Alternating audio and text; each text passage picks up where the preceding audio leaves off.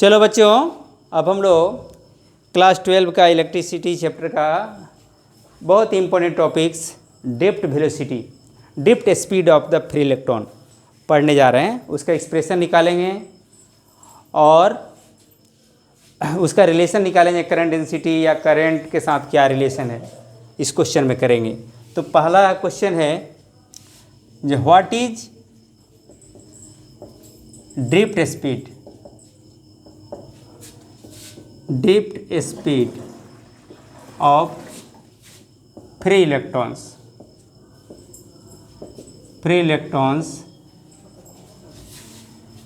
in a conductor,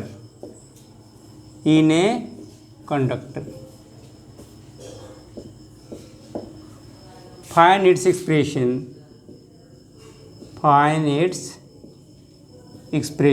यही question है। अभी इसके बाद हम लोग निकालेंगे जो what is the relation between drift speed and current, electric current, and what is the relation between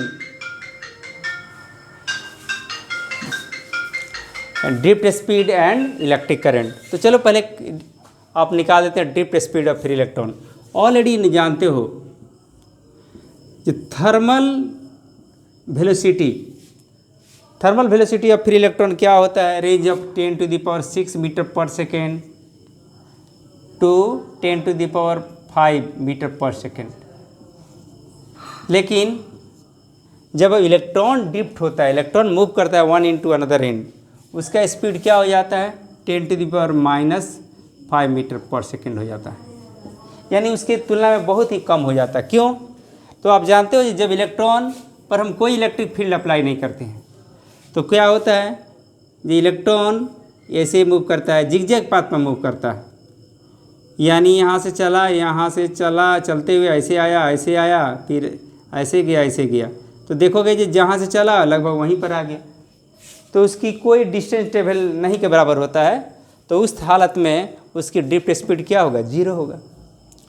लेकिन जब हम उसमें करंट अप्लाई करें, इलेक्ट्रिक फील्ड अप्लाई कर देते हैं तो क्या होता है, ये जिगजैग पाथ पर तो मूव करने के साथ ही उसमें एक इलेक्ट्रिक फोर्स लगने लगता है, जिससे वो इलेक्ट्रिक फील्ड के अपोजिट डायरेक्शन में शिफ्ट होने लगता है, थोड़ा ड्रिफ्ट होने लगता है, थोड़ा मूव करने लगता है, और इस तरह से इलेक्ट्रिक करंट का एक डायरेक्शन हो जाता है। उस एवरेज फ्री इलेक्ट्रॉन का कुछ डायरेक्शन हो जाता है जो एक इलेक्ट्रिक फील्ड के अपोजिट डायरेक्शन में मूव करने लगता है। तो चलो हम उसका एक्सप्रेशन क्या निकालेंगे। अब क्या है ना, तो इस तरह से बिना applied field, electric field apply किए हुए उसका एवरेज स्पीड क्या होता है, 0 होता है। तो चलिए यहाँ पर ड्रिफ्ट स्पीड क्या है, ड्रिफ्ट स्पीड पहले जान लीजिए। ड्रिफ्ट स्पीड किसका होता है, फ्री इलेक्ट्रॉन। ड्रिफ्ट स्पीड क्या होता है, the average speed of free electrons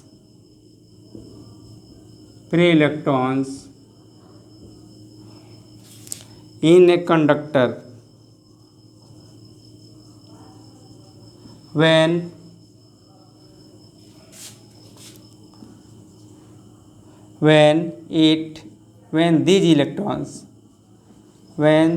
these electrons यानी free electrons accelerates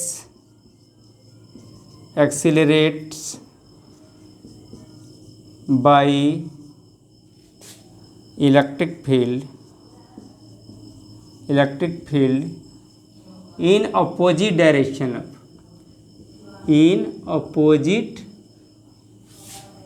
direction of applied electric field। अब यहाँ पर इलेक्ट्रिक फील्ड अप्लाई करोगे तो इलेक्ट्रिक फील्ड का डायरेक्शन ये होगा, तो फ्री इलेक्ट्रॉन क्या होता है, निगेटिव टू पॉजिटिव मूव करता है, तो इस तरह से ये मूव करना शुरू कर देगा। तो इसका जो एवरेज स्पीड होगा उसी को कहते हैं drift speed. The average speed of free electron in a conductor when these electrons accelerated by a electric field in opposite direction of applied field is called drift speed।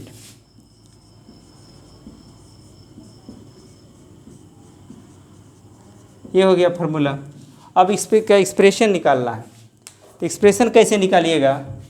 सबसे पहले जब electric field नहीं apply करते हैं तो क्या होता है, जब इलेक्ट्रिक फील्ड नहीं अप्लाई है यानी इसके क्रॉस क्या है, ई जीरो हो, इलेक्ट्रिक फील्ड नहीं अप्लाई किए हैं, इलेक्ट्रिक फील्ड यहाँ पर ई जीरो हो, तो क्या होगा, U1 U2 U3 UN by N क्या होगा, जीरो होगा।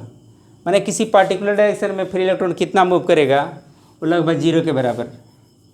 यानी ऑलरेडी जानते हो जो कोई इलेक्ट्रॉन ऐसे जाता है, ऐसे आता है, ऐसे आता है, ऐसे आता है, ऐसे आता है, ऐसे आया, ऐसे आया, ऐसे आया, ऐसे आया, फिर ऐसे आया, ऐसे आया, ऐसे आया, मैंने जिग पाथ पे जहाँ से चला था वहीं आ गया। तो कोई भी जब इलेक्ट्रॉन जहाँ से चला था वहीं पर आ गया तो उसका द्वारा डिस्टेंस टेबल क्या हो गया, जीरो हो गया, तो उसका स्पीड भी जीरो हो गया। तो इस तरह से हर फ्री इलेक्ट्रॉन का स्पीड, इनिशियल स्पीड क्या हो जाएगा, जीरो होगा, क्योंकि जहाँ से चलेगा वहाँ पर ही चला आएगा। तो इस तरह से एवरेज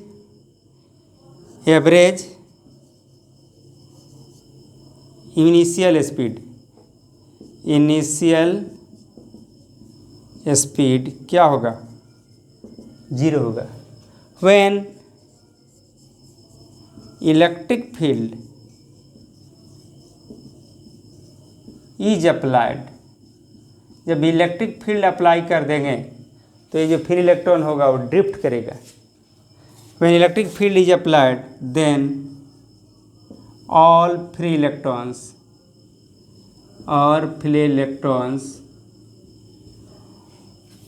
will be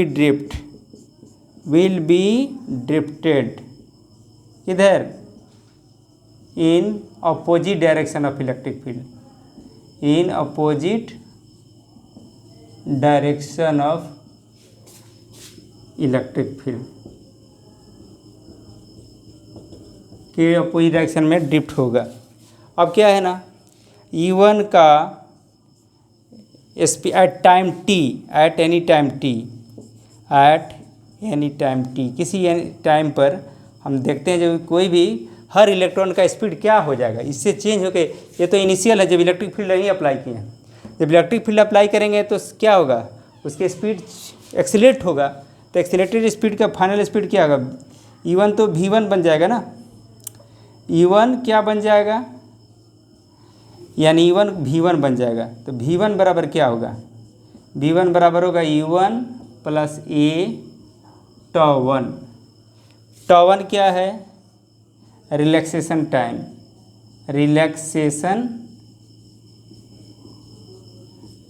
टाइम को टॉ बोलते हैं, टॉ। ये क्या होता है, जब तक कोई फ्री इलेक्ट्रॉन एक्सेलेरेट होता है, जब तक वो अगला किसी इलेक्ट्रॉन से टकराता नहीं, यानी time interval between two collision, ये टॉ है। तो V2 क्या हो जाएगा, U plus A toe 2। V3 क्या हो जाएगा, U3 प्लस A टॉ 3। अब इस तरह से ऐसे जाएंगे तो Vn क्या हो जाएगा, UN plus A tau n। अब क्या है ना, सबका एवरेज स्पीड को जोड़ निकालते हैं। जो किसी समय में जो इसकी स्पीड बन गया है, कोई स्पीड एक्वायर कर लिया है, उसका एवरेज स्पीड क्या होगा। तो एवरेज स्पीड क्या होगा, जितने स्पीड है उसको जोड़ेंगे, जितना है उतना से डिवाइड करेंगे।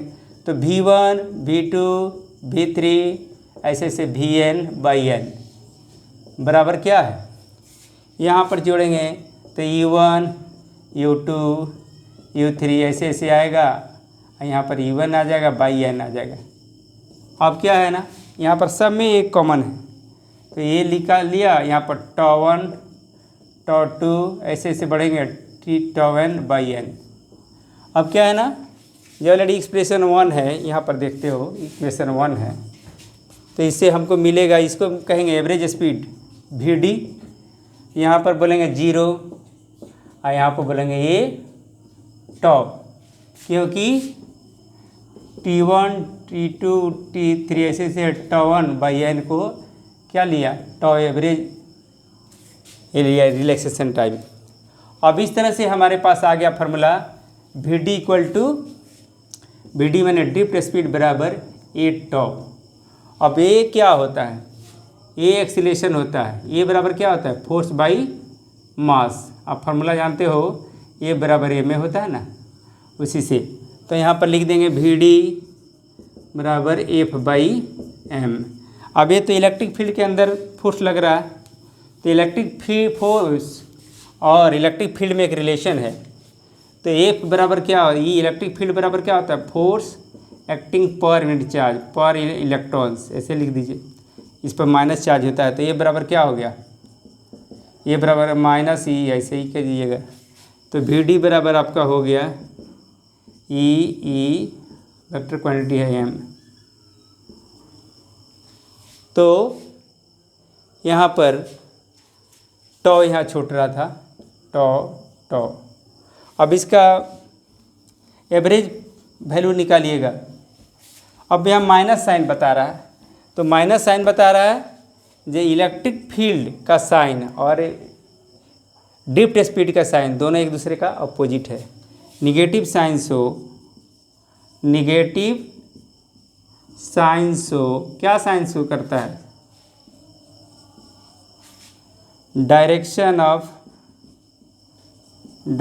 Of average drift speed is in opposite of E. ठीक है, तो एक्सप्रेशन हुआ, तो वी डी बराबर क्या हो गया, ई टॉ बाई एम।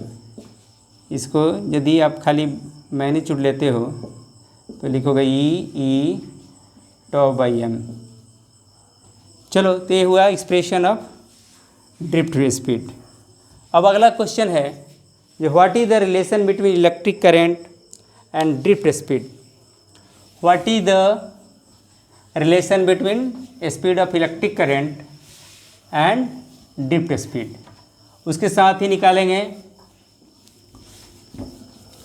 चलिए बच्चों, अगला टॉपिक क्या है हम लोग का, तो इलेक्ट्रिक करंट और ड्रिफ्ट स्पीड में क्या रिलेशन है, उसके बाद जस्ट उसी से निकालेंगे what is the relation. Question है what is the relation between drift speed of free electrons, drift speed only free electron के लिए होता है, एंड इलेक्ट्रिक करंट।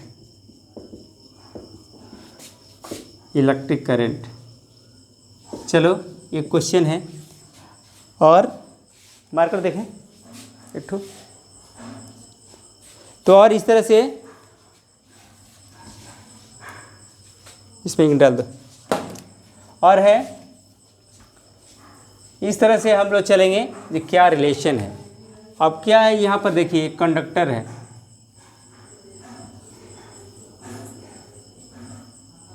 कंडक्टर के क्रॉस क्या निकाले हैं, इलेक्ट्रिक फील्ड अप्लाई किए हैं। अब क्या है ना, जो डेल्टा टी टाइम में कितने इलेक्ट्रॉन ड्रिफ्ट होगा किसी कंडक्टर से, कितना डिस्टेंस ट्रेवल करेगा। तो हम लेंगे पहले यहाँ पर लेट, यहाँ पर क्या ड्रिफ्ट स्पीड क्या है, ड्रिफ्ट स्पीड को वी डी कहते हैं, distance travel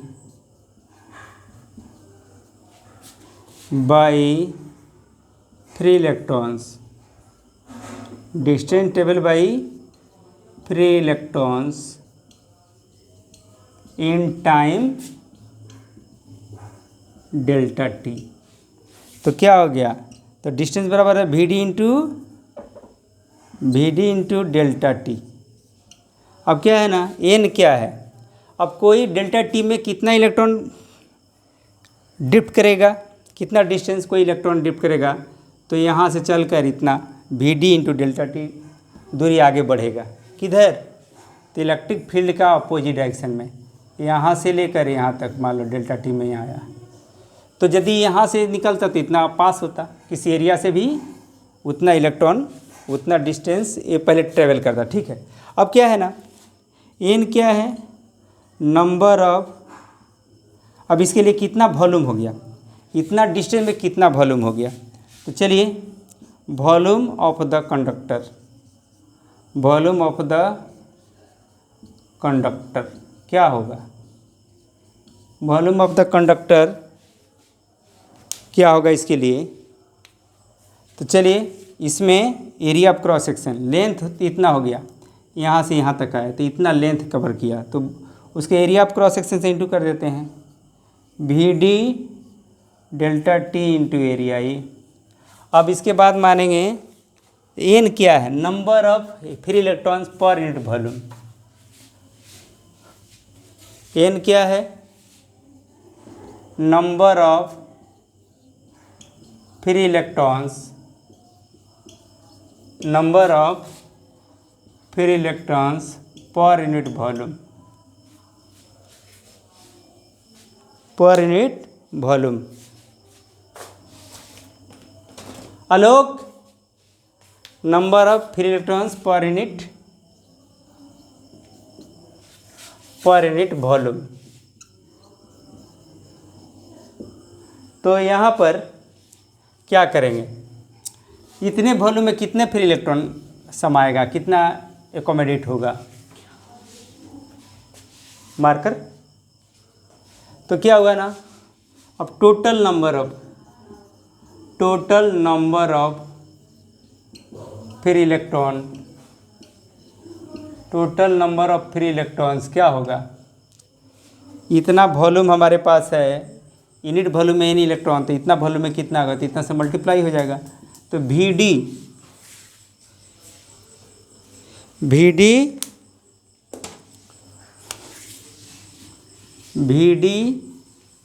delta t a n, इतना टोटल नंबर ऑफ है। तो टोटल चार्ज कितना होगा, टोटल चार्ज हो जाएगा V D A N E delta T into E से मल्टीप्लाई कर दिया, ई से क्या हो गया, इस ई इलेक्ट्रॉन पर चार्ज इतना होता है, तो इतना इलेक्ट्रॉन है तो इतना चार्ज हो गया। अब ये इलेक्ट्रॉन कितने समय पास करता है, डेल्टा टी, दीज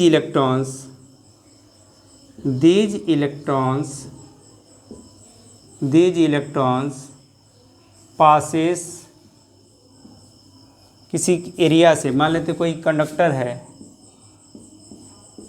इसमें इतना दूरी का इलेक्ट्रॉन यहाँ से पास करता है, ड्रिफ्ट होता है, इतना दूर में जितने इलेक्ट्रॉन एडजस्ट किया हुआ है, अरेंज हुआ है, वो सब पास करेगा यहाँ से। तो यहाँ से ड्रिफ्ट होना शुरू किया, इतना वॉल्यूम है तो इतना पास करेगा। तो ये क्या हो गया, दीज इलेक्ट्रॉन्स पासेस